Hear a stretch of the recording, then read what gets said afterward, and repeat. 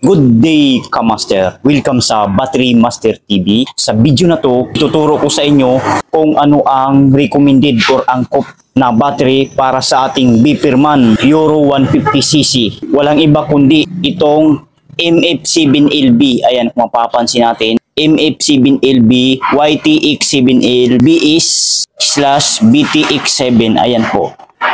Ayan. Maintenance free champion MCB MF7LB by Motorite. Gawa po itong Motorite mismo ha. Ayan. Ikutin ko. Ayan. Lagay dito sa likod, manufactured by Philippine Batteries Incorporated, Barrio Bulac, Santa Maria, Bulacan, Philippines. Ayan. So ibig sabihin, doon po ito ginawa na battery. So sa mga naka Beeperman Euro 150cc na style, kaparehas ng forma ng Rider 150 na Suzuki, yung motor na yun, ito po ang battery niya. Doon po ito ginagamit. Sa mga nagtatanong, kung may mga motor kayong Beeperman Euro 150, ito na yung baterya. At para naman sa ating mga tricycle driver na naka TMX Honda Supremo 150cc, ito po ang baterya ninyo na dapat yung ilalagay dahil sakto lang po ito sa kanyang lagayan. Angkop po ito na baterya. Champion MCB MF7LB. So pag-usapan naman natin yung size or amperahe nito. Ulitin ko lang, ang brand sa battery na ito ay Champion MCB. Ang size nito or sukat, ito na po MF7LB. Sa mga nagtatanong dyan, ito na po MF7LB ang size or sukat. Ang amperahe naman nito ay 7 amperes lamang, 12 volts, maintenance free battery. So ano po ba ibig sabihin ng maintenance free battery? So, hindi na po natin kailangan na i-maintain ang battery na ito kasi nga po less hassle na. Kaya nga tinatawag siya na maintenance free kasi hindi natin kailangan na i-maintain kasi may lifespan po ito sa mga maintenance free. 2 to 3 years po ang lifespan ng maintenance free. At once na ma-meet na niya ang 2 to 3 years, i-dispose na po ang mga battery na ito. So sa madaling salita, palitin na po. Papalitan na ng panibago. So ito na po ang baterya na para sa naka Supremo 150cc na Honda at sa mga Beeperman Euro 150cc. Ito po ang baterya sa motor na yon. Sa mga gumagamit ng ganung motor, ito po ang baterya ninyo. So sana wag po tayong malilito, wag natin salpakan kung anong baterya kasi maaring masikip yon or maliit.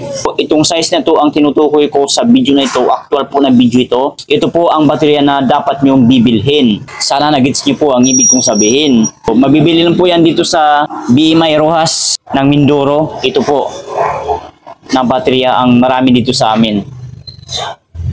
Papakita ko sa inyo, iba-battery tester natin.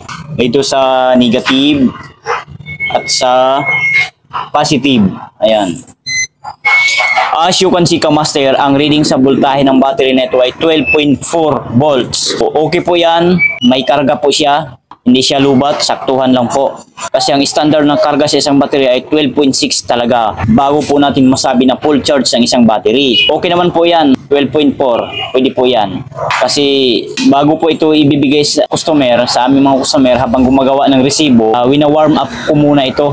Kumbaga, sinasala muna sa battery charger para uminit, para maging full charge siya. Umabot ng 12.6. Minsan nga sumumbra pa. 12.9, 12.8. So, okay po yun. So, full charge na. So, ayan.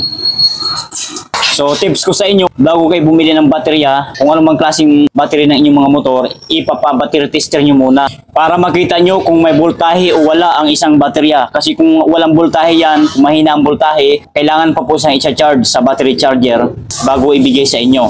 So, wag po tayong malilito ha. Ito na po, ginawa ko itong video na ito para sa mga nagnanais na bumili sa mga ganitong baterya. Kung may mga motor kayo na Beeperman Euro 150cc, ito po ang baterya na dapat nyong ikakabit or ilalagay. At sa mga naka-tricycle naman na Honda Supremo TMX 150cc, ito rin po ang mga baterya na dapat nyong ilalagay doon sa mga pang-tricycle na motor ninyo. Sana wag po tayong malilito ha. So, sana maliwanag po sa ating lahat. Kitang-kita nyo po dito sa ating video. Ito na po ang kasagutan sa lahat ng mga nagtatanong kung ano ang mga angkop o nababagay na baterya para sa ilang mga motor. Ito po yon. So ulitin ko, Honda Supremo TMX 150cc, ito po ang baterya. At sa mga naka Bipirman Euro 150cc, ito din po ang baterya. Okay? So yun lang, sana nakatulong sa inyo ang video na ito. Kung nakatulong, please give me a thumbs up. Pakishare naman sa inyong mga friends, kakilala, kung sa tingin mo na matutulungan ng ating video. And huwag po kalimutan mag-subscribe sa ating YouTube channel, Battery Master TV by